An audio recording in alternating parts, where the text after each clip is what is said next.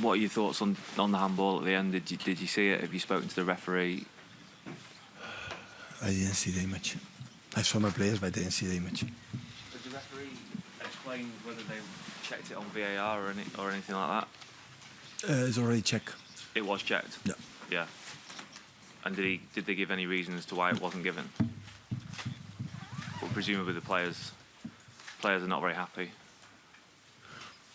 Yeah.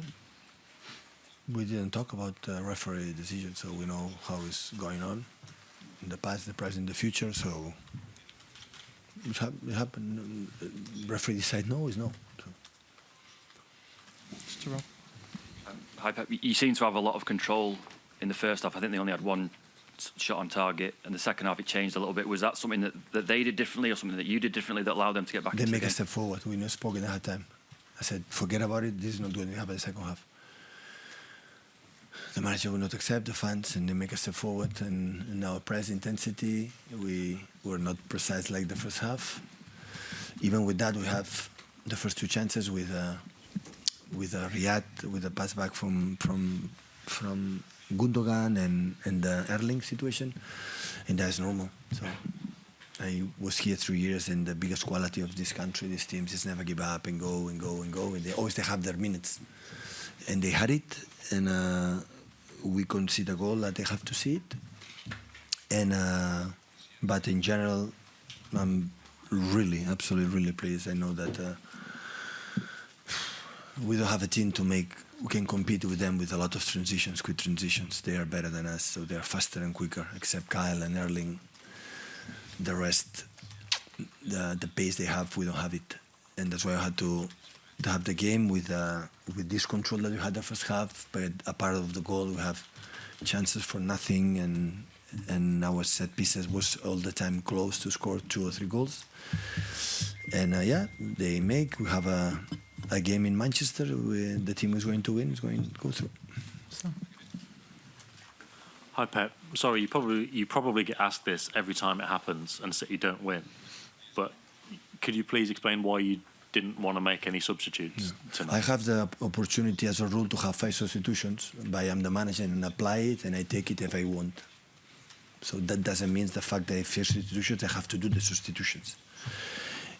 And I am a so good manager to decide what I have to do or not. Yeah, exactly. With that being said, what is your thought process? I was really pleased what I was seeing. So I thought, of course, with Phil, to have this talent to do this, but I wanna.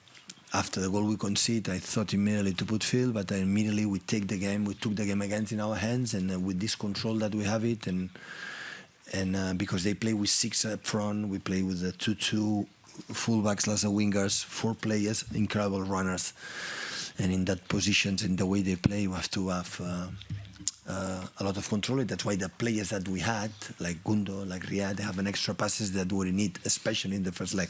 Maybe the second leg I will decide to be crazy and play with 9 strikers and make up and downs. But in this game, I felt I need, because I've been in this country, I analyze as best as possible with my people, Leipzig, and I need this type of control, because otherwise an up and downs when it's open. Of course, open. It was 1 or 2 actions from Gundogan to pass the ball to Erling that they block it. But when in these type of situations, they are better. German teams, they are better than us. Thanks.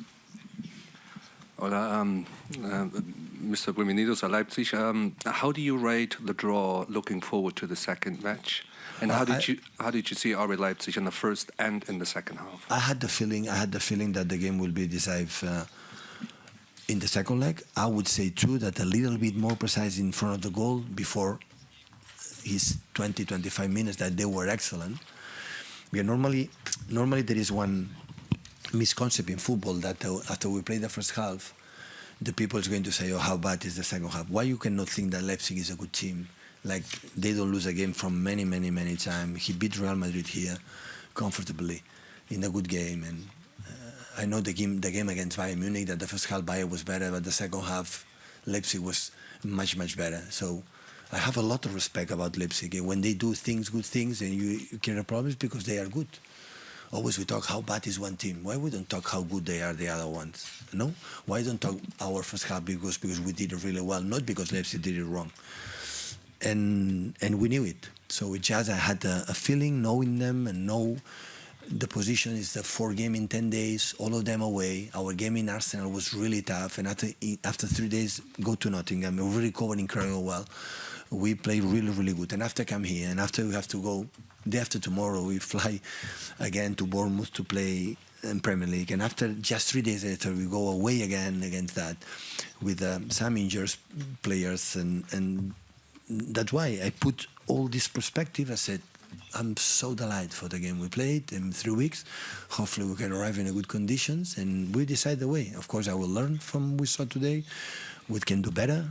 We can do adjust something in their build-up because they are a really, really good team about the runners they have, and find a way to, to get through, to go there. But it's Champions League. We saw the results. Big clubs in group stage. They are in Europa League right now.